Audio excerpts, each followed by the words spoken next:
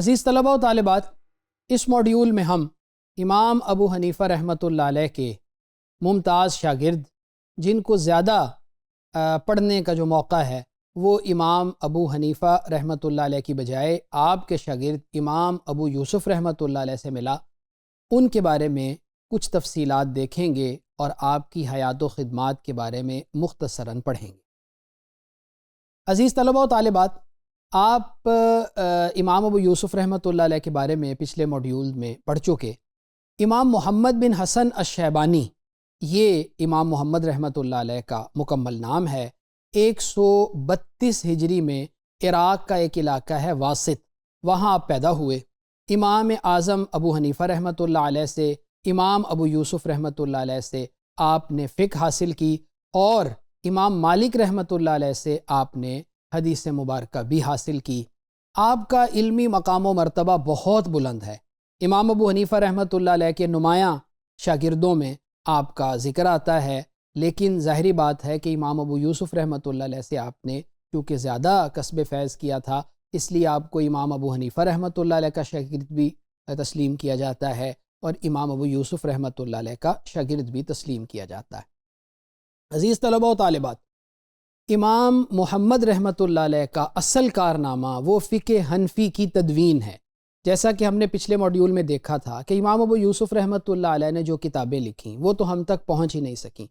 امام محمد رحمۃ اللہ علیہ نے فقہ حنفی کو مدون کیا۔ امام اعظم ابو حنیفہ رحمۃ اللہ علیہ کی آراء، امام صاحب کے دیگر شاگردوں کی آراء، اور خود امام محمد رحمۃ اللہ علیہ کی آراء، آپ نے یہ ساری فقہ حنفی کسی ایک شخص کی آراء کا نام نہیں ہے، بلکہ امام ابو حنیفہ رحمۃ اللہ علیہ اور آپ کے نمایاں ترین شاگردوں کی سب کی آراء کا نام فقہ حنفی ہے۔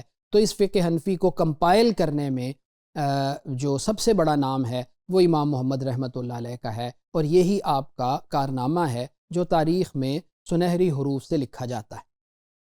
اسی لیے آپ کو فقہ اسلامی کا بھی امام المدونین کہا جاتا ہے۔ سب سے پہلے فقہ اسلامی کو تدوین کرنے والے اس کی وہ امام محمد رحمۃ اللہ علیہ ہیں۔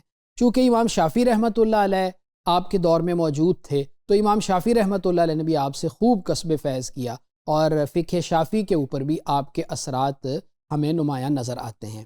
فقہ حنفی کے ہزاروں مسائل کو امام محمد رحمۃ اللہ علیہ نے مدون کیا، اور ساتھ ساتھ اجتہاد اور فقہی اصول جو ہیں ان کو بھی آپ نے مضبوط کیا، اور آپ کی آراء جو ہمیں کتابوں میں ملتی ہیں، یا فقہ حنفی کی آراء جب آپ نے کتابوں میں جو آپ ذکر کرتے ہیں، تو مسائل کی تہ میں یا مسائل کے پہلو میں آپ کچھ اصول بھی واضح کرتے چلے جاتے ہیں۔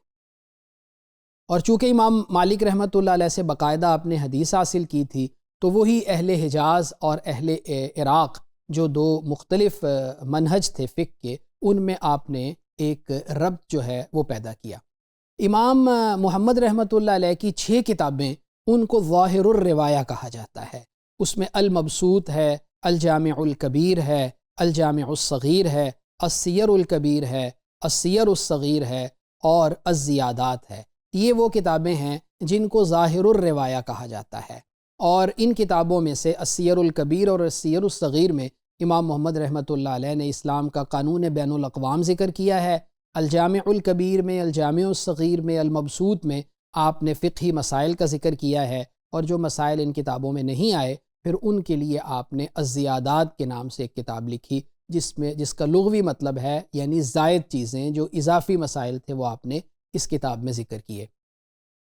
عزیز طلباء و طالبات، فقہ حنفی کی ساری جو بنیاد ہے وہ انہی کتابوں کے اوپر ہے جن کو ظاہر الروایہ کہا جاتا ہے۔ امام شافعی رحمۃ اللہ علیہ نے امام محمد رحمۃ اللہ علیہ سے استفادہ کیا، اور فقہ اسلامی کی تاریخ میں امام محمد رحمۃ اللہ علیہ کو ایک نمایاں مقام ان خدمات کی وجہ سے حاصل ہوا۔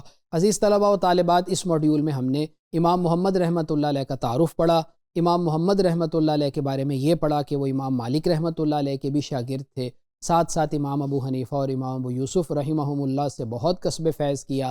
فقہ حنفی کو مدون کرنے والے وہ امام محمد رحمۃ اللہ علیہ ہیں۔ آپ کی 6 کتابوں کو ظاہر الروایہ کہا جاتا ہے، اور فقہ حنفی کی بنیاد امام محمد رحمۃ اللہ علیہ کی یہی 6 کتابیں۔